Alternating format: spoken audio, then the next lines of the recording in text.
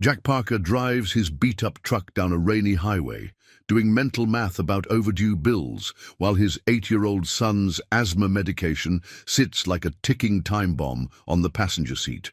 One more expense he can't afford. When he spots a rain-soaked woman on the roadside, his son's constant reminder to help others like Mom taught us echoes in his mind. He offers her a ride, never suspecting that Madison Williams just escaped her father's suffocating billion-dollar empire, or that her impromptu taste of freedom would change both their lives forever. As his kindness reveals a world she never knew existed, and her presence offers his family a chance they never dared dream of, one question remains. Can genuine love survive once the truth about her identity comes crashing down? This story proves that sometimes the richest moments in life come from the poorest decisions on paper. Before we dive deeper, what would you do if you discovered the stranger you helped was actually worth billions? And if you're not already following, don't miss what's coming next. This story is just getting started. The ancient alarm clock's buzz pierced the pre-dawn darkness, and Jack Parker's calloused hand silenced it before it could wake Tommy. He'd gotten home from his shift at Earl's Diner just 3 hours ago, but bills didn't pay themselves. The mirror revealed dark circles under his eyes that seemed to deepen with each passing day, but he managed a smile when he heard the soft padding of Tommy's feet approaching his door. "Dad?" Tommy's voice carried that slight wheeze that made Jack's heart clench. "Can we have pancakes?" "Sure can, buddy." Jack ruffled his son's unruly brown hair, so much like Sarah's it hurt sometimes. "But you've got to take your medicine first." In the kitchen's harsh fluorescent light, Jack studied the remaining pills in Tommy's inhaler while his son chatted about his upcoming science project. 3 days' worth, maybe 4 if they were careful. The prescription bottle on the counter mocked him with its $175 price tag, and the envelope tucked in his jacket pocket felt like it was burning a hole through the fabric. Final notice on rent, printed in angry red letters. "Dad, you're burning them!" Tommy's giggle pulled Jack back to reality, and he quickly flipped the slightly charred pancakes. Extra crispy, just how brave explorers like them, Jack recovered, earning another laugh from his son. These moments, Tommy's laughter, their shared breakfast, the way his boy's eyes lit up when talking about school, they made everything worth it. But the weight of responsibility crashed back as Tommy's laughter dissolved into a coughing fit. Jack was there instantly, rubbing circles on his back, helping him with the inhaler. Each labored breath was a reminder of his failures, of the specialist appointments they couldn't afford, of Sarah's absence when they needed her most. "I'm okay," Tommy wheezed, putting on a brave face that was too old for his 8 years. "Mum always said Parker men are tough." Jack swallowed hard, remembering Sarah's optimism even in her final days. "That we are, buddy, that we are." He checked his watch. Time for another juggling act. "Mrs. Henderson will be here in 10 minutes, remember? No running around outside. Use my inhaler if I need it, and do my homework before TV," Tommy recited, rolling his eyes good-naturedly. "I know, Dad." Jack grabbed his jacket, the eviction notice crinkling. 30 days to come up with 3 months' back rent, or they'd lose the only home Tommy had ever known. The home where Sarah's memory lived in every corner, where her garden still bloomed in the backyard, where Tommy could still point to the height marks on the door frame and tell stories about each measurement day. "Love you to the moon," Jack called their traditional goodbye. "And back times infinity," Tommy responded, just as his mother had taught him. In his truck, Jack allowed himself exactly 30 seconds of weakness. 30 seconds to let the fear show, to feel the crushing weight of single parenthood, to miss Sarah so fiercely it felt like a physical wound. Then he straightened up, started the engine, and headed to his first job of the day. Parker men were tough, after all. They had to be. Madison Williams stared at her reflection in the floor-to-ceiling windows of her father's penthouse office, the city lights of Manhattan twinkling like captured stars 50 stories below. The woman looking back at her was perfectly polished. Designer. Dress, impeccable makeup, not a strand of honey blonde hair out of place. A living, breathing corporate asset, just as her father had molded her to be. The merger with Sterling Industries is crucial, Madison. Richard Williams's voice carried the weight of someone used to being obeyed without question. Charles Sterling's son is a suitable match. Harvard Business School, impeccable family connections. You mean he's convenient? Madison cut in still, watching the city below. People looked like ants from up here, living their lives free from the suffocating expectations of billion-dollar empires. Just like the match set of fountain pens on your desk. Her father's sigh carried decades of practiced patience. You're 26, Madison. It's time to think about your future, about the legacy of Williams Corporation. Legacy. Everything in her life had been about the legacy, the private schools chosen for their networking potential, the carefully selected hobbies that would look good in society columns, the charity boards she sat on, each one strategically chosen to enhance the Williams brand. Even her college major had been decided in a board meeting before she'd turned 16. I've been thinking about my future. Madison turned to face her father. I want to work with our charitable foundation, make a real difference, not just pose for photos at galas. The foundation is a tax write-off, nothing more. Richard dismissed her with a wave of his manicured hand. You'll meet with Charles and his son for dinner tomorrow. Wear the blue Dior, it photographs well. Something snapped inside Madison. Years of silent compliance shattered like the crystal paperweight she'd given him last Christmas. I'm not a merger acquisition, Dad. I'm your daughter, who has enjoyed every privilege that position provides, he reminded her sharply. Your mother would have understood the importance of family duty. The mention of her mother, gone 16 years now, hit like a physical blow. Mom would have wanted me to be happy. Your mother was an idealist. Richard's voice softened with rare emotion. The world ate her alive. I won't let that happen to you. Madison watched her father return to his emails, the conversation clearly over in his mind. The same pattern they'd followed her entire life, his decisions, her compliance, all wrapped in the suffocating blanket of protective love. She thought of the stack of rejection letters in her desk drawer, each one from companies that mysteriously withdrew their job offers once they realized who her father was, every attempt at independence strategically crushed before it could take root. Back in her suite of rooms, Madison's gaze fell on the photo by her bed. Her mother in a simple sundress, laughing as she pushed a young Madison on a park swing. No designer labels, no corporate strategies, just pure joy. When was the last time she'd felt anything close to that freedom? The decision crystallized with surprising clarity. She changed into her plainest clothes, which were still far from plain, and stuffed a backpack with essentials. Her platinum credit cards and phone would be too easily traced, but she had been quietly withdrawing cash for months, preparing for a moment she hadn't known was coming until now. The irony wasn't lost on her, as she used the security protocols her father had drilled into her to evade those same security measures. Down the service elevator, through the staff entrance, past cameras she knew were monitored by guards who had watched her grow up. Each step felt like awakening from a decades-long dream. The rain hit her face as she stepped onto the street, and for the first time in her life, Madison Williams smiled.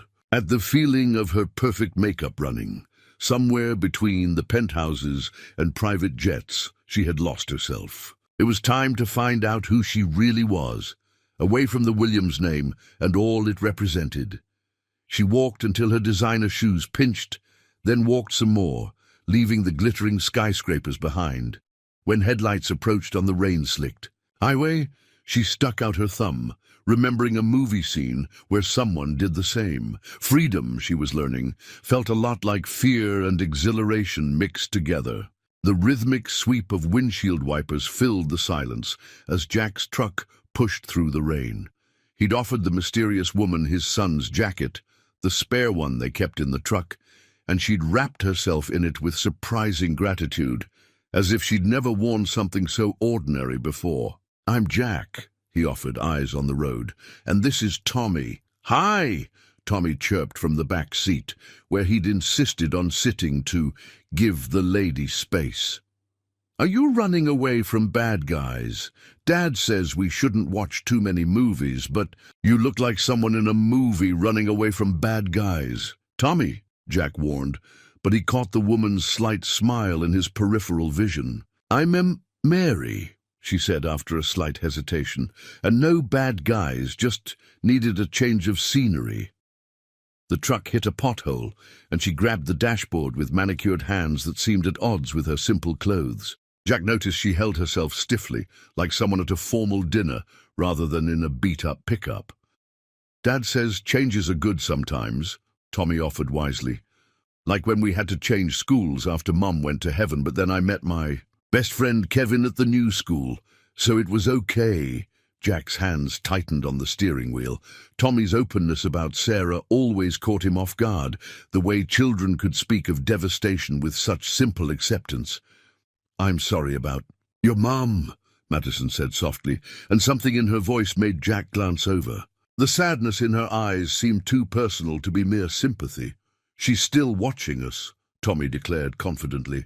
"She sends us signs sometimes, like when Dad's having a really hard day, and suddenly we find money in the dryer or get extra. Food at the diner." Jack cleared his throat. "Buddy, remember what we said about inside stories?" "Sorry." Tommy grinned, not looking sorry at all. "Want to see my inhaler? It's blue, which is cool, but Dad gets really worried when I have to use it." "Tommy, I'm sure Mary doesn't—" "I'd love to see it," she interrupted, turning in her seat, to give Tommy her full attention. The genuine interest in her voice surprised Jack. Most people just humored Tommy's chatter. As Tommy launched into a detailed explanation of how inhalers worked, Jack observed their passenger in quick glances. There was something almost regal in her posture, a refinement that seemed at odds with hitchhiking on a rainy highway.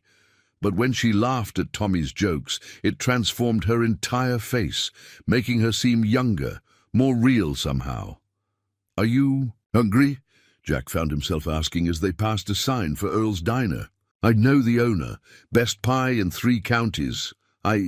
She paused, as if hunger were a foreign concept that required consideration. "Yes, actually. I am hungry." "Dad makes the hamburgers there," Tommy announced proudly. "He's the best cook, even, though he burns pancakes sometimes. But don't tell Earl that Dad's better. It's another inside story." For the first time, Jack saw their passenger Mary truly laugh, the sound bright and surprised, as if it had escaped without permission. It changed her whole demeanor, and suddenly she seemed less like a polished stranger and more like someone real. "Your secret's safe with me," she promised Tommy, and Jack caught her eye in the rearview mirror. For a moment something passed between them, an understanding perhaps, or a question neither was ready to ask. "Earl's it is," Jack decided, flipping on his turn signal. "But Tommy, remember, no running. Use my inhaler if needed, and chocolate. Milk only if I finish my dinner," Tommy recited. "Dad, you need some new rules. These are getting boring." Mary's laughter joined Tommy's, and Jack found himself smiling, despite the weight of the bills in his pocket and the uncertainty of helping a stranger. Some changes, as Tommy had said, could be good sometimes. The diner's neon sign cut through. The rain ahead, a beacon of warmth against the growing dark. None of them could have known it then, but that simple turn signal was directing them toward much more than just dinner. Some moments change everything. You just don't recognize them, until long after they've passed. Earl's Diner looked like it had been plucked straight from a vintage postcard. Red vinyl booths, worn smooth by decades of customers, chrome fixtures that had long ago lost their shine, and a counter where regulars perched on swiveling stools. For Madison, who had dined at Michelin-starred restaurants across Europe, it was like stepping into another world entirely. "Earl, my favorite customer!" A waitress with grey-streaked hair pulled back in a messy bun swooped down on Tommy, ruffling his hair. "And Jack, honey, you're not supposed to be here on your night off." "Just stopping for dinner. Rita," Jack smiled. "This is Mary. She got caught in the rain, so we offered her a ride." Madison noticed how he hesitated over her false name, but said nothing. Rita's warm smile enveloped her, so different from the practiced politeness of household staff. "Well, any friend of the Parkers' family here. Grab that corner booth. It's Tommy's favorite." As they slid into the booth, Madison found herself wedged between the window and Tommy, who immediately began folding his paper placemat into what he claimed would be the best paper airplane ever. "Here's how you do the wings," he explained, small fingers creasing the paper with intense concentration. "Mom taught Dad, and Dad taught me, and now I'm teaching you. That's how family stuff works." Madison watched, fascinated, as the simple sheet of paper transformed under Tommy's guidance. When was the last time she'd made something with her own hands? Even her paintings at school had been done under the watchful eye of a private art tutor. Each stroke critiqued and corrected. "Order whatever you'd like," Jack offered, then quickly added, "My treat. I get an employee discount." Before she could respond, Rita returned with 3 glasses of water and a knowing smile. "Let me guess. Tommy wants his usual burger, no pickles, extra cheese, chocolate milk after he finishes his dinner. Jack, you'll have the meatloaf special because it's Tuesday and you're predictable. And for the lady." Madison stared at the laminated menu, overwhelmed by its simplicity. No wine pairings, no seasonal tasting menus, just straightforward comfort food with prices that would barely cover the tip at her usual restaurants. What would you recommend?" "The cheeseburger," Tommy, stage whispered.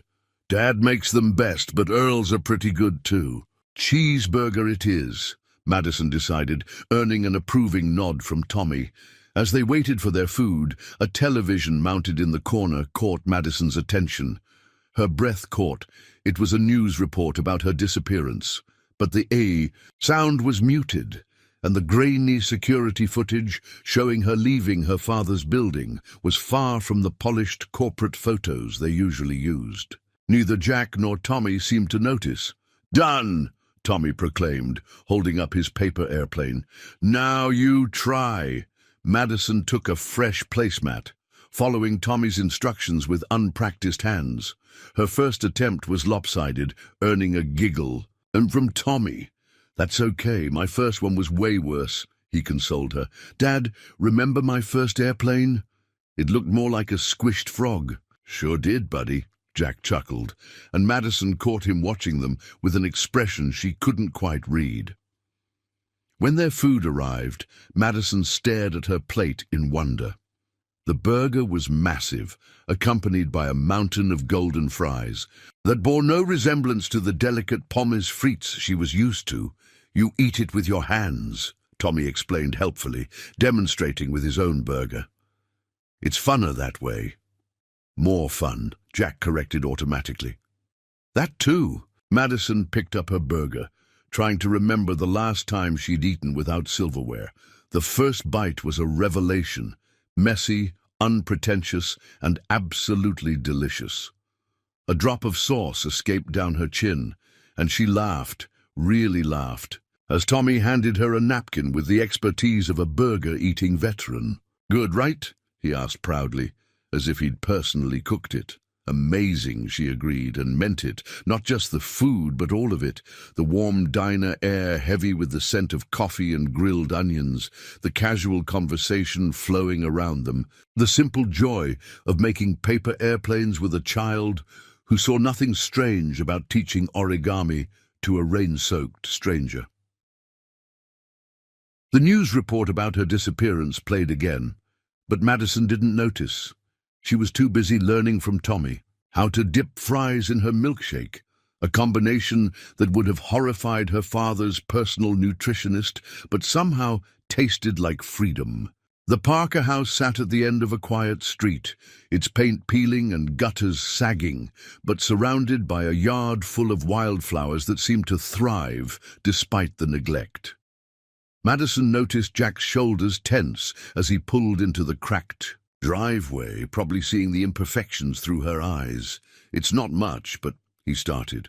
"It's perfect," Madison interrupted, and meant it. Every flaw spoke of real life, of a home that was lived in rather than showcased. Tommy bounded out of the truck, then immediately slowed his pace at his father's warning look. "Want to see my room? I have all my science projects up on the wall, and Dad helped me make a solar system that actually spins." "Actually," Jack cut in gently, "it's pretty late, buddy. Time to get ready for bed." Madison watched Tommy's face fall and found herself speaking before she could think better of it. "I could help get him settled while you rest a bit? You mentioned having an early shift tomorrow." The look Jack gave her was complicated, gratitude warring with the natural suspicion of a parent. "That's kind, but please, Dad." Tommy wheezed slightly, the excitement catching up with his lungs. "Mary makes awesome paper airplanes, and she hasn't seen my constellation map yet." Madison saw Jack's resolve waver at his son's labored breathing. "I could use a shower," he admitted, "and I need to review some bills."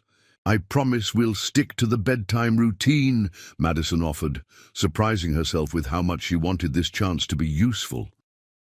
Inside, the house was modest but meticulously organized, a father's careful arrangement of a world centered around his child.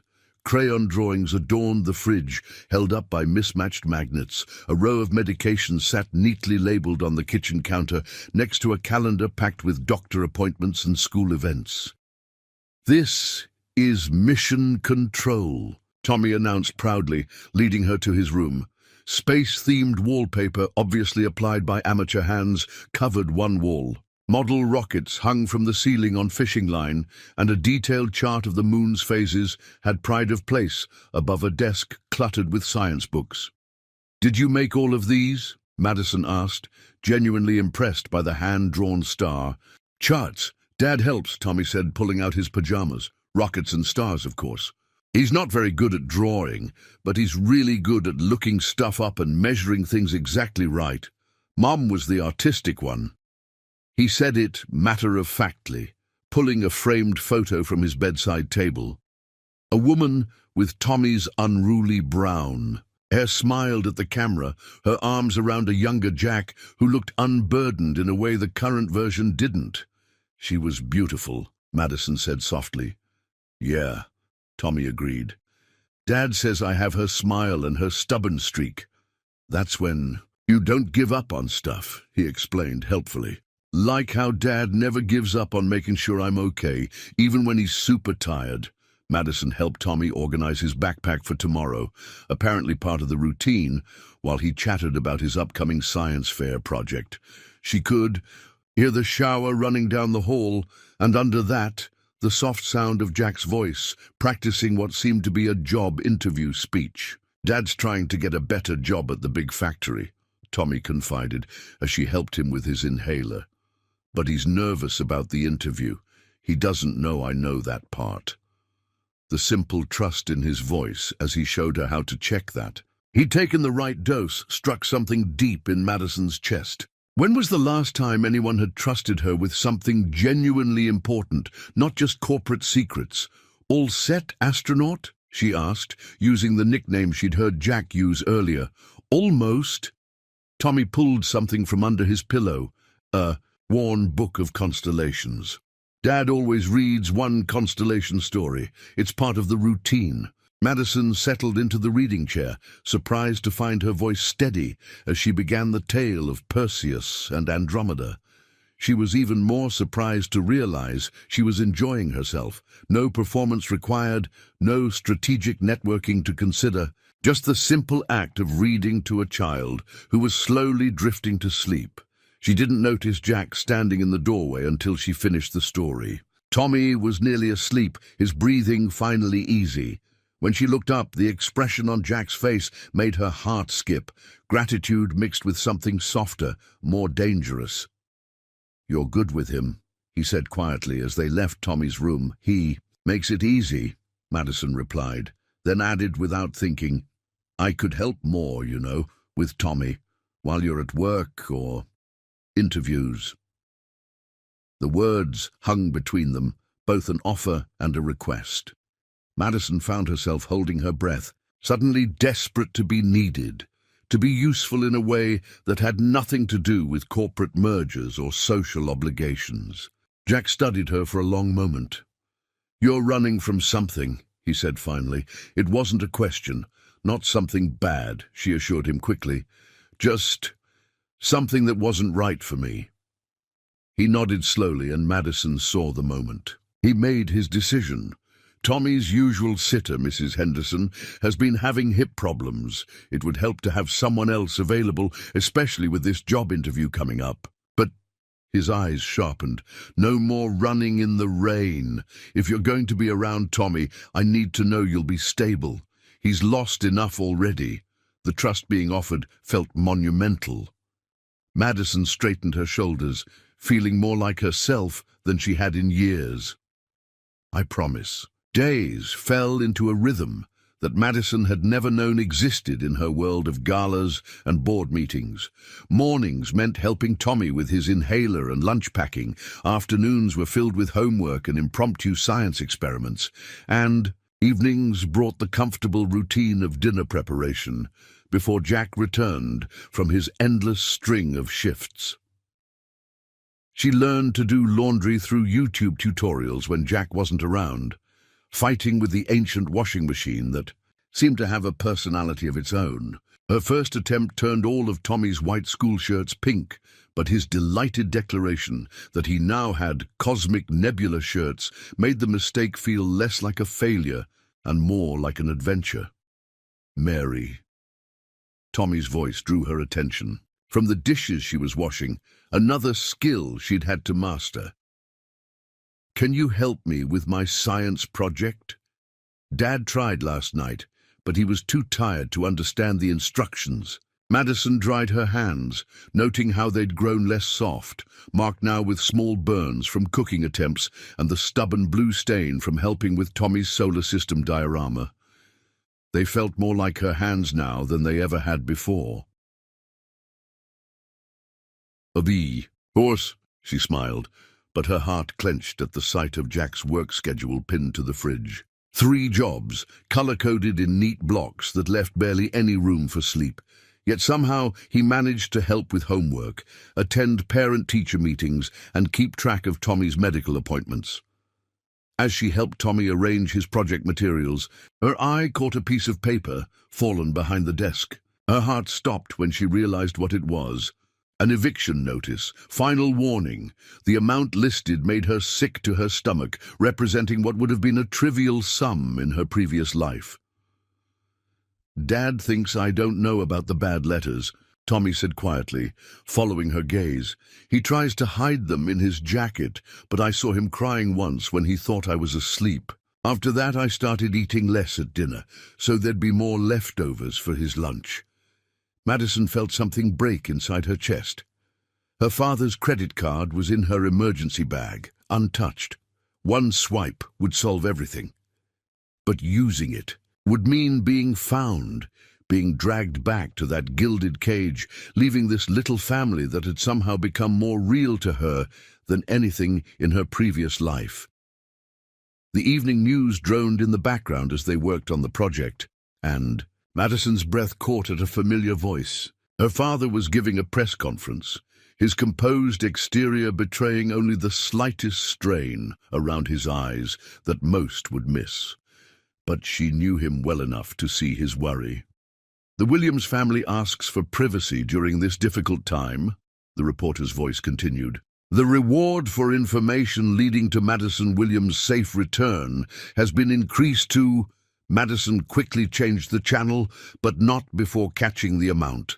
The sum was obscene, enough to pay for Tommy's medical care for life, to secure their house, to give Jack the freedom to pursue a better job without fear.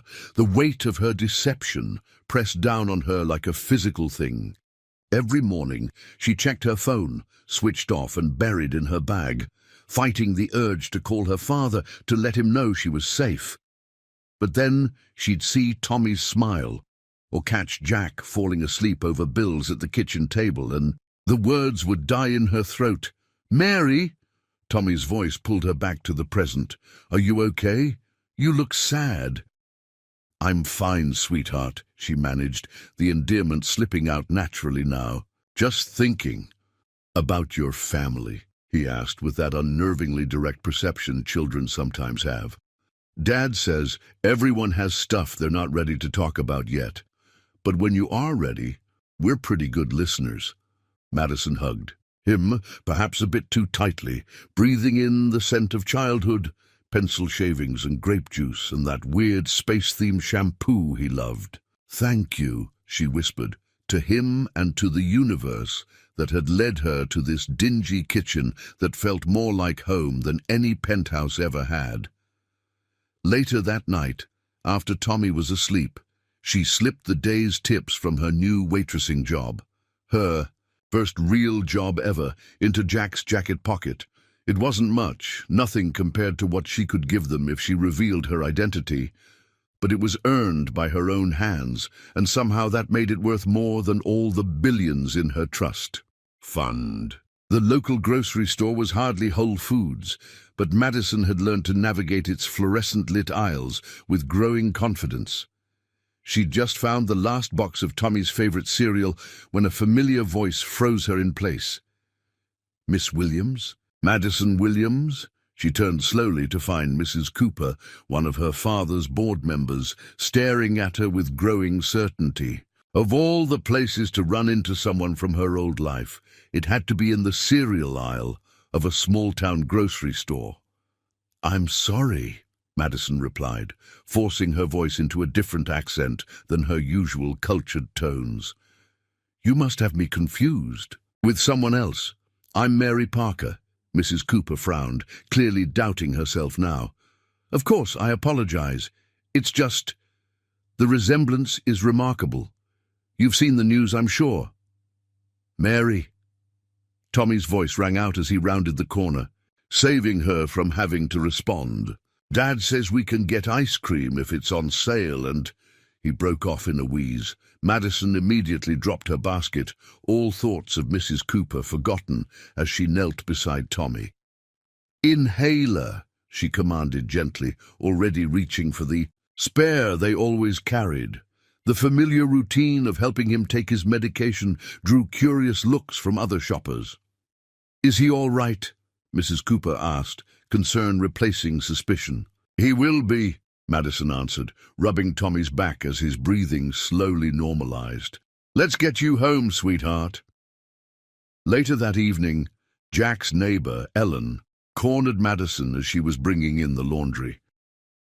"It's so nice what you're doing for them," the older woman said, eyes sharp with curiosity.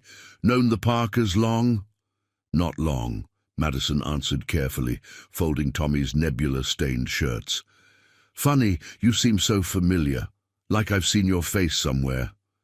"Mary's." "Been a blessing," Jack's voice cut in as he came around the house. "Tommy, time for homework." The moment passed, but Madison's hands shook as she finished the laundry. These close calls were becoming more frequent, and each one felt like a ticking clock counting down to inevitable discovery. That night, everything came to a head. Tommy's wheeze had gotten progressively worse through dinner, and by bedtime his breathing was labored enough to send panic through both adults. "His lips are turning blue," Madison realized with horror. Jack was already grabbing car keys. "We need the ER, now!" The drive to the hospital was tense, filled with the sound of Tommy's struggling breaths and Jack's quiet reassurances. Madison sat in the back with Tommy, helping him sit upright, fighting her own rising terror. "Insurance card," Jack muttered as they parked, patting his pockets with shaking hands. "I can't find—" "Just get him inside," Madison ordered. "I'll handle the paperwork." She watched Jack carry Tommy through the emergency room doors before pulling out her phone for the first time in weeks. One call to her father's private banker would cover any medical expense, but it would also instantly reveal her location. The choice should have been impossible, but watching Tommy's small form disappear into the hospital made it the easiest decision she'd ever made. Her finger hovered over the power button when Jack reappeared. They're taking him back now, but the admission nurse, the insurance is expired. I thought we had another month. Madison straightened her spine. Give me 5 minutes. At the admission desk, she drew herself up into the bearing that had been drilled into her since childhood. There seems to be an insurance issue with Tommy Parker, she stated in her most authoritative voice. I'm handling his admission. Ma'am, without proper insurance. Madison pulled out the emergency credit card she'd never planned to use. This should cover any treatment he needs, and I expect absolute discretion about the payment method.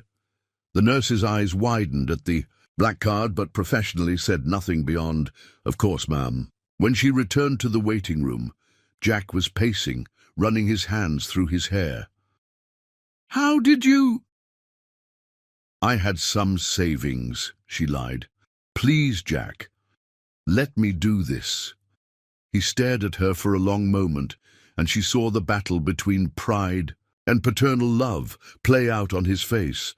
Finally, he nodded once, gruffly. I'll pay you back. You don't owe me anything, she whispered, and meant it more than he could know. What was money compared to the home they'd given her, the first real family she'd known since her mother died? Hours later, as they watched Tommy sleep peacefully in his hospital bed, oxygen levels finally stable, Jack turned to her. Thank you, he said simply, but his eyes held questions she wasn't ready to answer. The hospital TV droned quietly in the background, and Madison's heart stopped when she saw her own face appear on the screen. But Jack was focused entirely on Tommy, missing the news report about the missing heiress whose face looked remarkably like the woman standing in his son's hospital room. After Tommy's hospital stay, something shifted in the Parker household. The late-night kitchen became their unofficial meeting place, where Jack and Madison would find themselves gravitating after Tommy was asleep, sharing cups of coffee and pieces of themselves in the gentle quiet. He's breathing better tonight, Madison said, sliding a mug across the worn kitchen table to Jack. She'd learned how he took his coffee, black, with just a hint of sugar, just as she'd learned the subtle signs of worry in his shoulders when he checked on Tommy. Yeah, Jack agreed, wrapping his hands around the warm mug. The new medication helps. I just wish... He trailed off, but Madison heard the unspoken words. Wishes wouldn't pay for the prescriptions that were now sitting on the counter. There, you cost hanging over the household like a shadow. You're doing everything you can, she said softly. Tommy knows that. He's proud of you. Jack looked up, meeting her eyes. He's proud of us, he corrected quietly. He told his teacher that you helped him get an A on his science project. Called you his... Well, never mind. Madison's heart squeezed. What did he call me? Jack studied his coffee intently. His bonus mom. Said it was better than a stepmom because we're not... You know, but you still take care of him like one. The silence that followed felt charged with everything unsaid. Madison thought of all the lies between them, of her real identity waiting to shatter this fragile, precious thing they'd built. Tell me about Sarah, she found herself asking. Tommy says she loved the stars. A soft smile touched Jack's lips. She did. Used to drag us camping just to look at them properly, no city lights. Said everyone should see the Milky Way at least once in their life. He glanced at Madison. What about you? Any family looking for you? Madison's hands tightened around her mug. My mother died when I was young. My father. He loves me, but he wants to control every aspect of my life. Who I am, who I'll become, who I'll... She stopped, remembering the arranged marriage that had sparked her escape. Who you'll love, Jack finished quietly. Their eyes met across the table, and Madison felt her breath catch. In the soft kitchen light, Jack looked younger, the worry lines easing from his face. Without thinking, she reached across the table to brush a strand of hair from his forehead. The moment her fingers touched his skin, something electric passed between them. Jack caught her hand before she could pull it back, his thumb brushing across her knuckles with a gentleness that made her heart ache. "Mary," he started, then stopped, struggling with words. "I know you have secrets. I know there's more to your story than you're telling me. But these past weeks, watching you with Tommy, seeing how you fit into our lives, I haven't felt this way since—" "Dad?" Tommy's sleepy voice from the doorway made them both jump, their hands separating quickly. "I had a dream about Mom." Jack was on his feet instantly, parental concern replacing everything else. "You okay, buddy?" "Uh-huh." She was showing Mary how to make her special hot chocolate, the one with extra marshmallows. Tommy rubbed his eyes, looking between them. "Can we make some, please?" Madison stood grateful for the distraction. "I think that's a midnight snack worth staying up for. Want to teach me the recipe?" As they moved around the kitchen, Jack warming milk, while Tommy solemnly counted marshmallows and Madison measured cocoa powder. She felt the rightness of it all settle into her bones. This was what family felt like. Not corporate dynasties or arranged marriages, but small moments of joy shared in a too-small kitchen at midnight. Later, after Tommy had fallen asleep on the couch and they'd carried him back to bed, Jack and Madison found themselves alone again in the hallway. "Mary," Jack said softly, and the false name had never hurt more to hear. "Whatever you're running from, you don't have to face it alone anymore." Madison felt tears prick at her eyes. "Jack, there's something I need to tell you." The sudden blare of a car alarm outside made them both jump. Through the window, Madison caught a glimpse of a black SUV cruising slowly past the house, the same type her father's security team used. Her confession died in her throat. "Nothing," she said quickly, taking a step back. "It's nothing. Good night, Jack." She fled to her room before he could respond, before she could see the hurt and confusion in his eyes. Alone in the dark, Madison pressed her hands to her mouth to stifle a sob. She was falling in love with a man who didn't even know her real name, and sooner or later, that truth would destroy everything. The storm hit without warning, the kind of summer tempest that turns day into night. Thunder rattled the windows of the Parker house as Madison helped Tommy gather emergency supplies, flashlights, batteries, and his backup inhaler, just in case. "Dad, we should be home by now," Tommy worried, pressing his face against the window. The diner where Jack worked was only 15 minutes away, but the rain had turned the streets into shallow rivers. As if summoned by his son's concern, they heard Jack's truck in the driveway. He burst through the door moments later, soaked to the bone. "Power's out all over town," he reported, shaking water from his hair. "Earl closed early before it got worse." A tremendous crack of thunder made them all jump, and the house plunged into darkness as the power failed. Tommy's sharp intake of breath had both adults moving instantly, Jack fishing out his phone's flashlight while Madison grabbed Tommy's hand.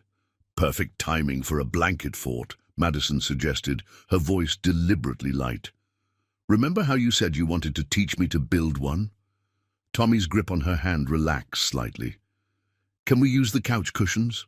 "Of course we can, astronaut," Jack answered, already moving furniture. Best structural support in the house. They worked together by flashlight and thunder glare, transforming the living room into a cozy shelter. Jack's construction experience and Tommy's precise scientific instructions combined with Madison's creative touch to create something magical. "Now it's perfect for stargazing," Tommy declared as they lay back on pillows, his LED star projector casting constellations onto their makeshift ceiling. The storm's fury seemed distant now, transformed into background ambience for their sanctuary. "Tell us about the stars, buddy," Jack encouraged, and Madison heard the gratitude in his voice for the distraction, for Tommy's steady breathing, for this moment of peace. "Well, that's Cassiopeia," Tommy pointed. She was a queen who thought she was prettier than the gods, which was pretty silly of her. And over there is Perseus, who saved Andromeda with help from Pegasus, the flying horse. Madison watched Jack watching his son, saw the love and pride painted across his features in the soft light. When had this become her definition of beauty? Not the glittering ballrooms and designer gowns of her past, but a father and son sharing. Stories in a blanket fort while rain lashed the windows. Tommy's voice grew sleepy as he continued his astronomical tour. And that's Cygnus, the swan. Mum always said it was her favorite because it looked like it was flying home. The word home hung in the air as Tommy drifted off to sleep between them, his breathing deep and untroubled. For a long moment neither adult spoke, afraid to break the spell of this peaceful moment. "You know," Jack finally whispered, "sometimes when he looks at you I see Sarah in his eyes. That same way of finding magic in ordinary things." Madison's heart clenched. "Jack, I know. You have your secrets, your past, but Mary—" He reached across Tommy's sleeping form, his fingers brushing her cheek. "When I'm with you, I feel like I'm finding magic in ordinary things too." The storm chose that moment to unleash its loudest, thunderclap yet, and Tommy stirred between them. "Mom," he mumbled, still half asleep, "you came back." Madison felt tears spring to her eyes as Tommy snuggled closer to her, his small hand finding hers in the dark. She looked at Jack helplessly, expecting to see pain at this confusion, this replacement. Instead, his eyes held understanding, and something deeper that made her breath catch. Slowly, carefully, he shifted closer, maintaining the protective circle around Tommy, while bringing himself near enough that Madison could feel the warmth of him, smell the lingering rain on his skin. "Maybe," he whispered so softly she almost missed it, "some people come into our lives not to replace what we've lost, but to help us find what we still need." Madison couldn't speak past the lump in her throat. Instead, she found Jack's free hand in the dark, twining their fingers together. They lay there, connected by Tommy's peaceful sleep between them, as the storm raged and died outside. In that moment, Madison almost convinced herself that this could last, this family, this love, this belonging. But as Tommy shifted in his sleep, his movement dislodged her phone from her pocket. It skittered across the blankets, its screen flickering to life for just a second, long enough for Jack to see the missed call notification. "Dad, 36 missed calls." Long enough for him to see the name at the top of the screen, Madison Williams. Jack's hand withdrew from Madison's as if burned, his eyes fixed on the phone's now dark screen. The only sound was Tommy's peaceful breathing and the fading rumble of thunder outside. "Jack," Madison whispered, her voice trembling. "I can explain." "Not here," he cut her off, gesturing to Tommy. His voice was controlled, but she could see the storm brewing in his eyes. "Kitchen. Now." Before either could move, headlights swept across the window, followed by the distinct crunch of multiple vehicles. On gravel, Madison's blood ran cold. She recognized the sound of her father's security convoy. "They're here," she breathed, panic rising in her throat. "Jack, please, you can hate me later, but right now we need to—" "Mr. Parker." A sharp knock at the door interrupted her. "This is Detective Morrison. We need to speak with you regarding—" "A missing person." Jack stood, his movement disturbing Tommy, who blinked awake. "Dad, what's going on?" "Nothing, buddy," Jack managed, but his voice had an edge Tommy had never heard before. "Stay in the fort, okay?" Madison watched Jack walk to the door, her world crumbling with each step. Through the window, she could see the flashing lights of police cars mixing with the unmarked black SUVs she'd dreaded for weeks. Local news vans were already pulling up. Of course they'd want to capture the missing heiress story. "Sir?" she heard the detective say as Jack opened the door. "We have reason to believe Madison Williams is in your home. Her father is very concerned about her safety." Tommy sat up, confused. Mary, why are there police cars?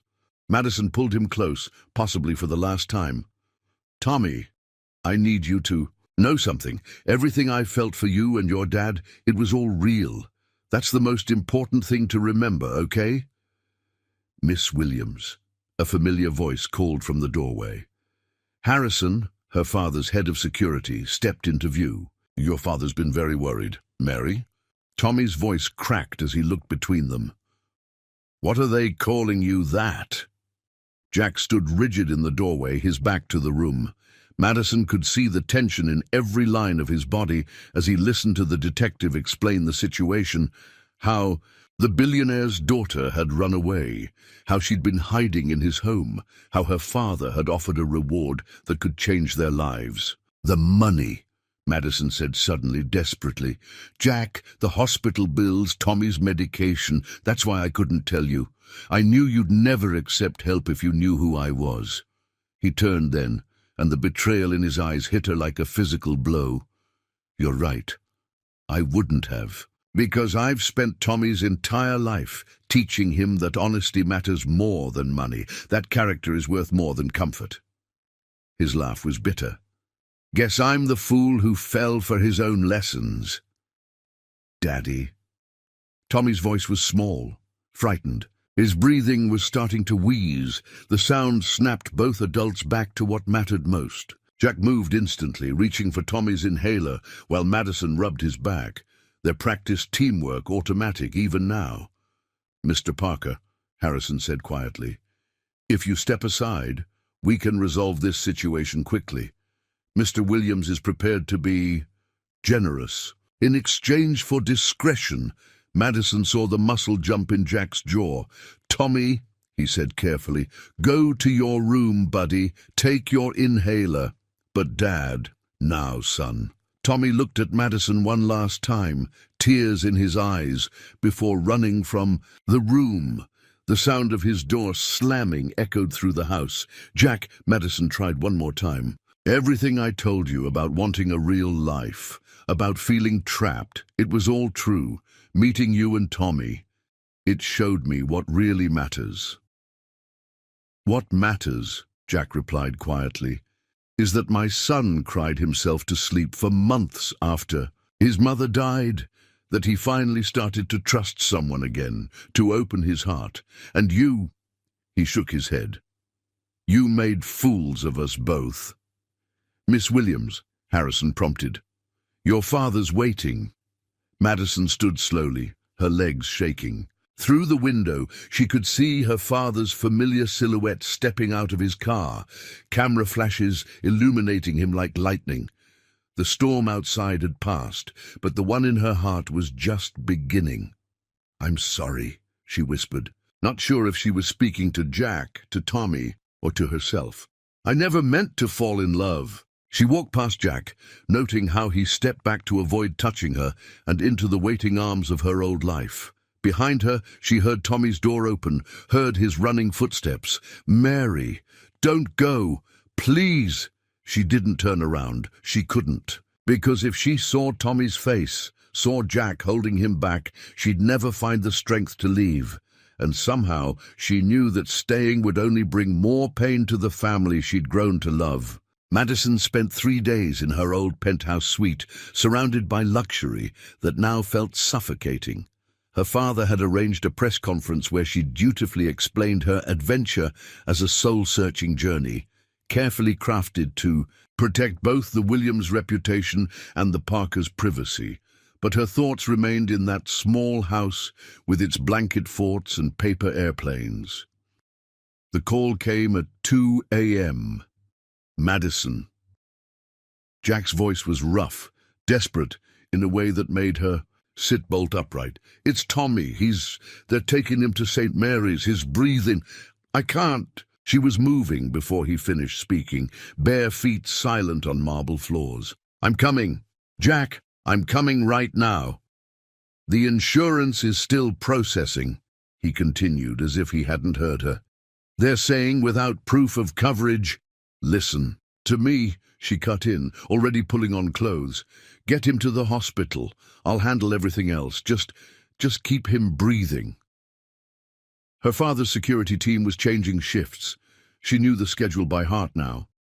It took less than 2 minutes to slip past them, muscle memory from her first escape guiding her to the service elevator. This time, though, she took her phone, her credit cards, her ID. No more hiding. The hospital was 30 minutes away by cab. She made it in 15, throwing enough cash at the driver to cover any potential tickets. The emergency room was chaos. A car accident had brought in multiple trauma patients, leaving the staff stretched thin. She found Jack pacing in a crowded waiting room, looking like he'd aged years in days. Tommy's wheezing was audible from across the room. Insurance verification required before, a harried nurse was saying. Madison stepped forward, channeling every ounce of her father's boardroom authority. "I'm Madison Williams." "Yes, that Madison Williams. This child needs treatment now." The nurse's eyes widened with recognition. The press conference had been on every channel. "Miss Williams, call my father's office if you need verification, but this child gets treated now." She pulled out her black card. "I'll cover any and all expenses." Things moved quickly after that.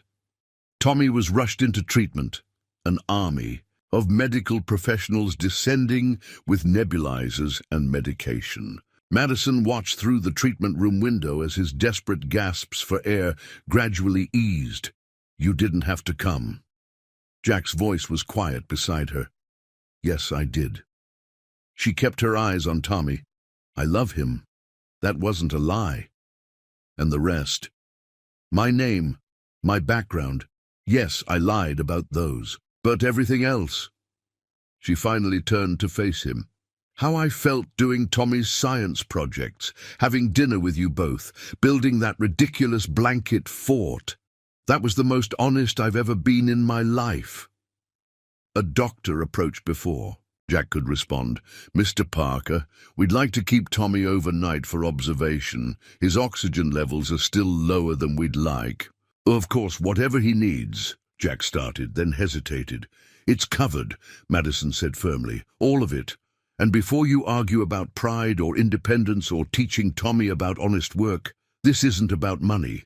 This is about me refusing to let someone I love suffer when I can help." "Ms. Williams," the doctor interjected carefully, "given Tommy's history and these recent severe attacks, I'd strongly recommend seeing a specialist. There's a new treatment protocol that could—" "Book it," Madison said immediately. "Whatever he needs. You can't just—" Jack started. "Yes, I can." She turned to face him fully. "You can hate me. You can never forgive me for lying. But don't punish Tommy by refusing help that could let him run and play and breathe like other kids. Please, Jack." Tommy stirred in the hospital bed, his eyes fluttering open. "Mary," he called weakly. Madison looked at Jack, asking permission with her eyes. After an eternal moment, he nodded once. She was at Tommy's side in an instant, taking his small hand. "I'm here, astronaut. I'm here." "You came back," he whispered, managing a weak smile. "Dad said, when people really love you, they always come back." Madison felt tears spill down her cheeks as she looked up at Jack, who stood in the doorway with an unreadable expression. "Sometimes," she said softly, "they never really leave at all." The hospital corridor at 3 a.m. was eerily quiet, broken only by the soft beeping of monitors from Tommy's room. Madison sat in an uncomfortable plastic chair, watching his chest rise and fall in peaceful sleep, when she sensed Jack's presence. "Behind her. We need to talk," he said quietly. "Not here." She followed him to the hospital's empty cafeteria, the fluorescent lights harsh against their exhausted faces. Richard Williams stood as they entered, and Madison felt her spine stiffen. "Daddy, please, not now." On the contrary, her father's voice was clipped. "This is exactly the time, while you're remembering exactly what your adventure has cost. This family cost." Madison's laugh was bitter. "What it cost was showing me what a real family looks like, one that isn't measured in stock options and merger deals." "A real family?" Richard gestured toward Jack. You mean the man you deceived? The child you let believe you were someone else? Tell me, Madison, how is that more real than anything I've given you? Because they loved me for who I am, not what I'm worth. The words echoed in the empty cafeteria. They didn't even know who. You are. Jack's quiet voice cut through her defense like a knife. Madison turned to him, desperate to explain. Jack, please. Yes, I lied about my name, about my background, but everything else, every moment with Tommy, every late-night conversation with you, every feeling, that was real. Was it? Jack ran a hand through his hair, exhaustion and hurt warring in his expression. Because from where I'm standing, you played house with us, got to experience how the other half lives, like some kind of social experiment. Then you paid for Tommy's medical care to, what, ease your conscience? That's not fair, Madison whispered. Fair? Jack's control finally broke. Fair would have been telling me the truth from the beginning. Fair would have been not letting my son fall in love with someone who was just passing through. Fair would have been... Enough. Richard's commanding tone silenced them both. Madison, the car is waiting. It's time to end this, whatever this is. Mr. Parker, I assume we can reach an arrangement about discretion. I don't want your money. Jack's voice was ice. Everyone wants money, Richard dismissed. The question is just the price. Name it. For yourself, for the boy's medical care, for... Get out! Jack's words were quiet but carried such force that even Richard Williams paused. Both of you. Tommy's finally sleeping, and I need to be there when he wakes up. He's lost enough mother. Figures for one lifetime. The words hit Madison like physical blows. Jack, please. I know I hurt you, but Tommy will learn what I learned. Jack cut her off. That sometimes people we love leave, and that all the money in the world can't fix a broken trust. A nurse appeared in the doorway. Mr. Parker, Tommy's asking for you. Jack turned without another word, leaving Madison standing between her father and the life she'd found, the life she'd lost. The jet is ready, Richard said softly.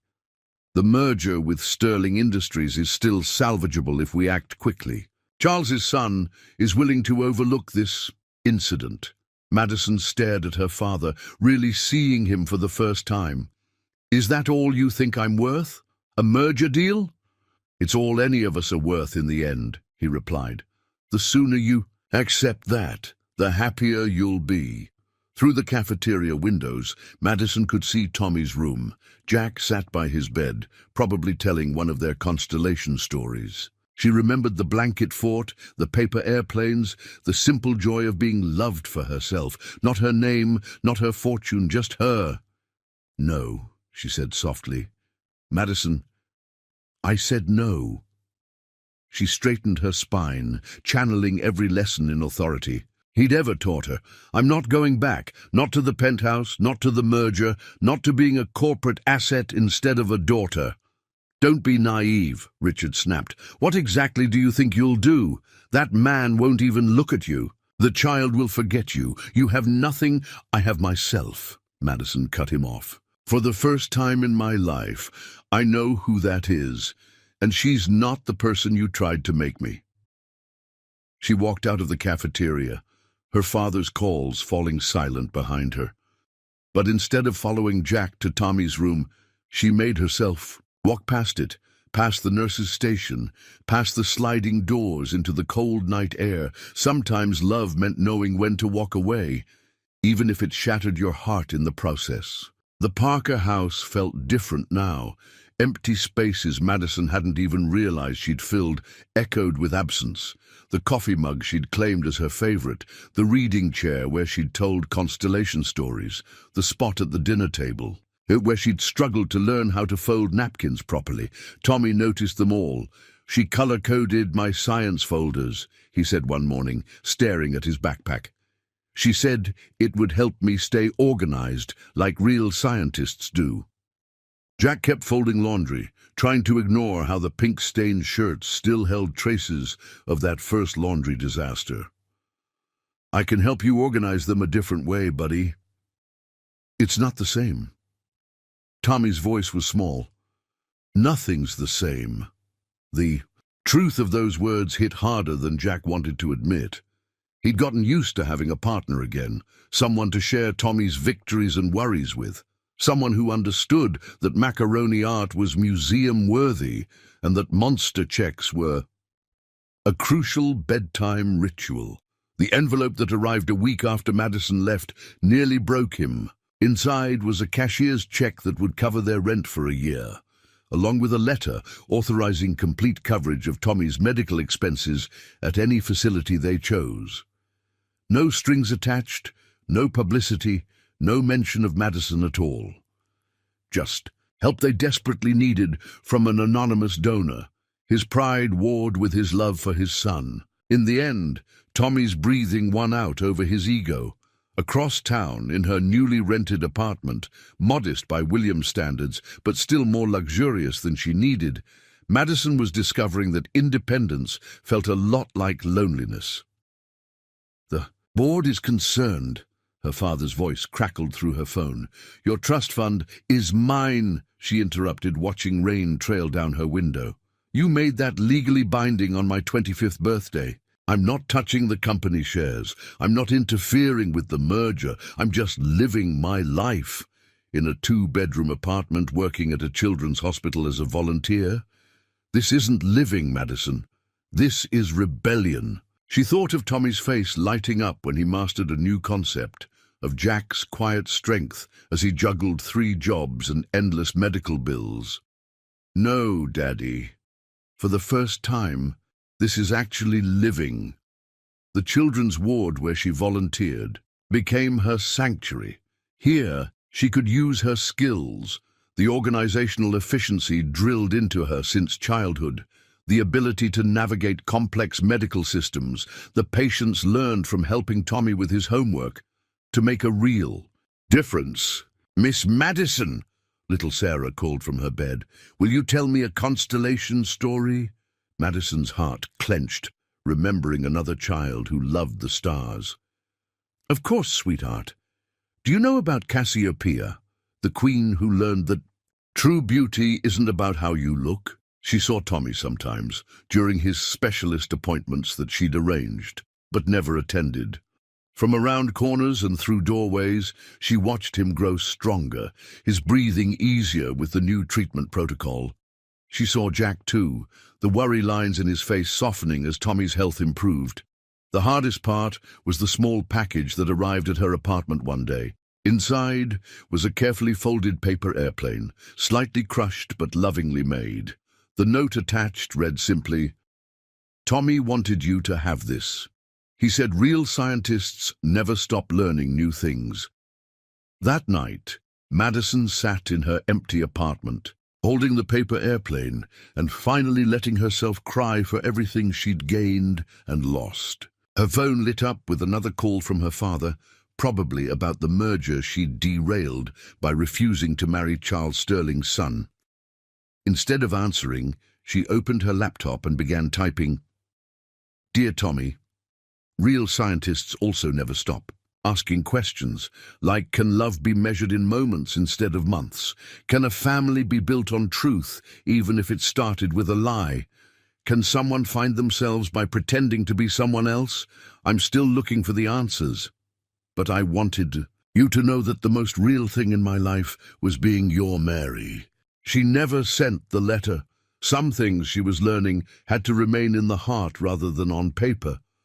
But she kept the airplane on her windowsill, a reminder that sometimes the richest moments in life come disguised as ordinary ones, like teaching a child to fold paper into wings, or falling in love over late-night coffee in a worn-out kitchen, or learning that home isn't always where you're born, but where you find yourself. The revelation came to Jack in the most ordinary of moments. He was watching Tommy demonstrate his science fair project, a working model of the respiratory system that had won first place, when his son's words stopped him cold. "And see, Dad, the airways get smaller here, just like mine do during an attack. But Mary taught me that understanding how something works helps make it less scary. Now, when I feel an attack coming, I just picture this model and remember I can control it. Jack stared at his son, really seeing him for the first time in weeks. Tommy's breathing was stronger, his confidence higher. The dark circles that had haunted Jack's own reflection were fading, the crushing weight of medical bills lifted by that anonymous donation he knew wasn't really anonymous at all. Across town, Madison sat in a board meeting at the Children's Hospital, where she volunteered.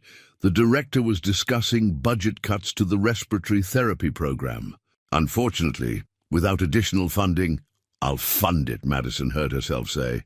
The board members turned to stare at her, the mysterious Ms. Williams who worked for free and never talked about her past, the entire program.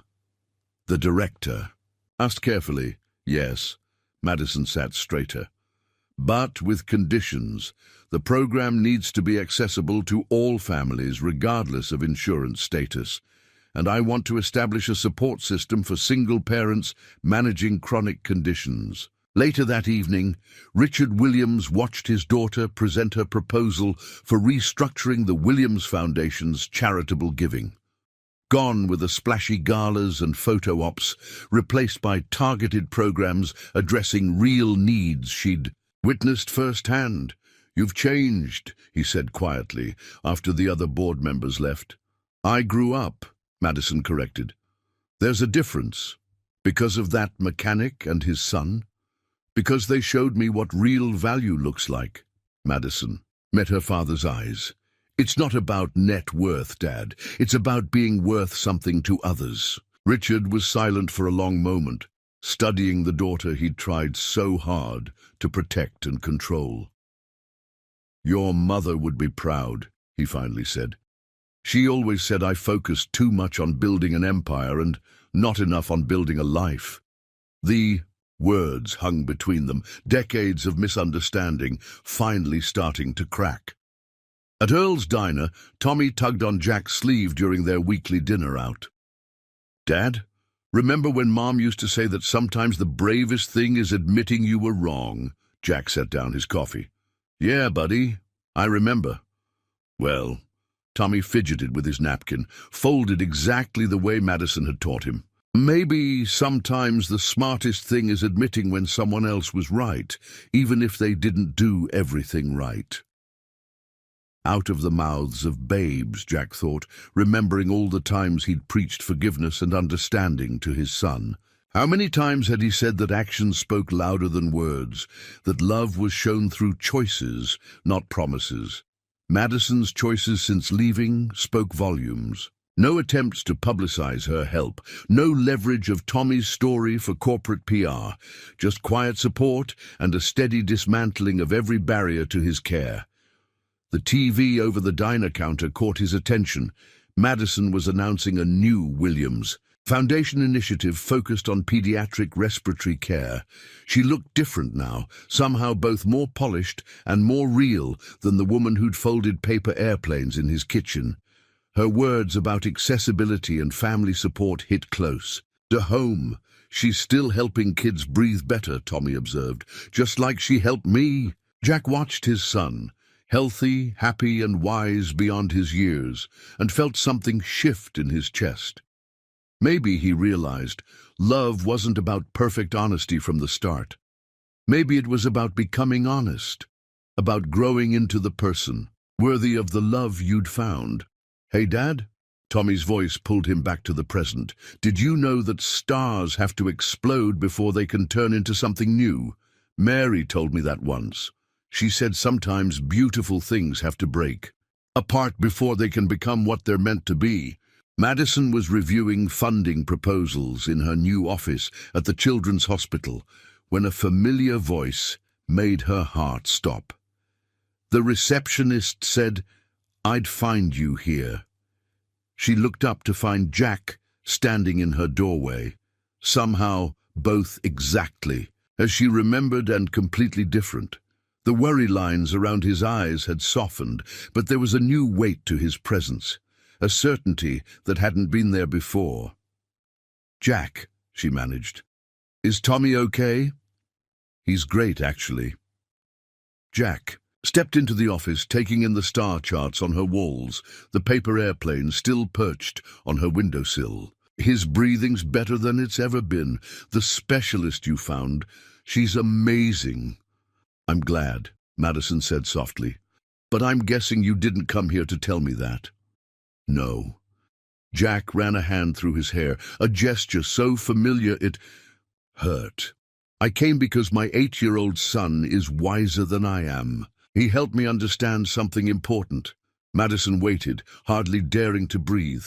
You lied about your name, Jack continued, about your background, but you never lied about loving us. Everything you've done since leaving proves that.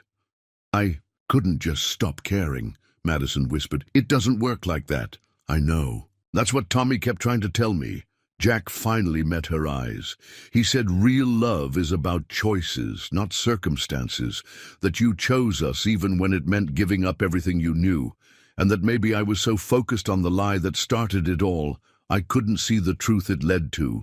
Madison felt tears threatening. And what truth is that? That sometimes the realest things in life start with pretending. Jack took a step closer. You pretended to be Mary because you wanted a normal life. I pretended I could handle everything, alone because I was afraid to need someone again, but somewhere along the way, we stopped pretending. Jack, let me finish, he said gently. I was angry that you lied about who you were, but these past months, watching you transform your foundation, seeing how you've helped families like ours without taking any credit, I realized something. Mary wasn't a lie. She was who you were always meant to be. You just needed the freedom to become her. Madison stood, her legs shaking. I never meant to hurt you or Tommy. The longer I stayed, the more real it felt, and the harder it became to risk losing it by telling the truth. I understand that now. Jack's voice was soft. And I understand something else too.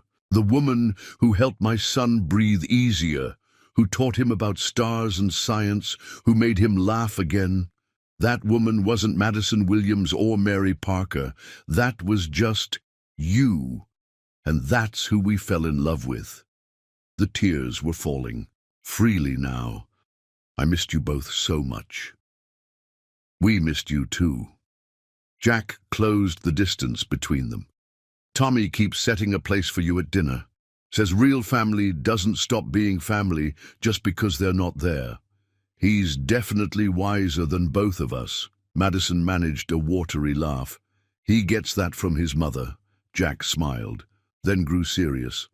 Both of them. The word hung between. In them, an acknowledgement, an offering, a possible future. I can't go back to pretending, Madison said quietly. I'm not just Mary anymore. No, Jack agreed. You're more. You're the woman who taught my son that breathing isn't just about air.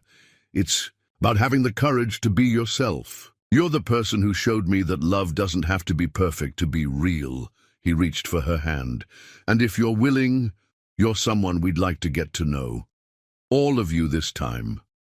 Madison stared at their joined hands. Even with all the complications, the media attention, my father? Hey, if Tommy can handle complex respiratory system models, I figure we can handle a few paparazzi. His smile turned tender. Besides, I have it on good authority that the best views of the stars come after the storms pass. Speaking of stars, Madison squeezed his hand. There's a meteor shower tonight. Tommy wouldn't want to miss that, would he? No, Jack pulled her closer. No, he wouldn't, and neither would we. Richard Williams had faced down corporate raiders, hostile takeovers and board rebellions, but nothing had prepared him for sitting in Earl's diner, watching his daughter teach an 8-year-old boy how to properly align a paper airplane's wings for maximum flight distance. The angle has to be exact, Madison was explaining to Tommy, her designer dress incongruous against the vinyl booth. Just like plotting stock market trajectories, actually. Really? Tommy's eyes lit up. Can you teach me about stocks too? Dad says I should learn about money stuff early. Richard caught Jack's eye across the table, seeing his own surprise mirrored there. Here was his daughter, whom he'd spent years grooming for corporate leadership, using those same lessons to connect with a child over paper airplanes. "Your daughter," Richard said quietly to Jack, "has quite effectively reorganized my entire and corporate philanthropy structure, rather like someone else I once knew who had a habit of changing everything she touched." Mom was good at that. Madison smiled, remembering. She always said the best investments were in people, not portfolios. She was right. Richard watched Tommy carefully fold another plane. "I forgot that somewhere along the way, started measuring success in stock prices instead of smiles." Jack cleared his throat. "Sir, about the medical coverage is non-negotiable," Richard cut in. "Consider it back payment for teaching my daughter what I couldn't, that true worth isn't measured in net worth." The tension that had haunted their previous meetings began to ease. Tommy, oblivious to the adults' complex dynamics, launched into an explanation of his latest science project, a study of air pressure and flight dynamics inspired by his breathing treatments. "Grandpa Richard," he asked suddenly, making the older man's coffee cup freeze halfway to his lips, "since you know about business stuff, could you help me with the budget part? Madison says all good projects need proper funding proposals." Richard. Williams, titan of industry, found himself pulling out his Mont Blanc pen to help an 8-year-old calculate the cost of paper airplanes and wind gauges. Jack watched, amazed, as the man who'd once tried to buy his silence now earnestly discussed the importance of detailed expense tracking with his son. "He's different with Tommy," Madison murmured, sliding into the booth beside Jack. "More like the father I remember from before Mom died, when he still knew how to play. Tommy has that effect on people," Jack smiled, "makes them remember what matters." The diner's bell chimed as Rita brought their orders. Cheeseburgers all around, even for Richard Williams in his 3-piece suit. She didn't bat an eye at the unusual group. A billionaire, his corporate warrior-turned-philanthropist daughter, a mechanic, and a small boy whose paper airplanes were scattered across the table like a bridge between two worlds. "You know," Richard said, carefully wiping burger juice from his fingers with a paper napkin, "the Williams Foundation has never had a junior advisory board.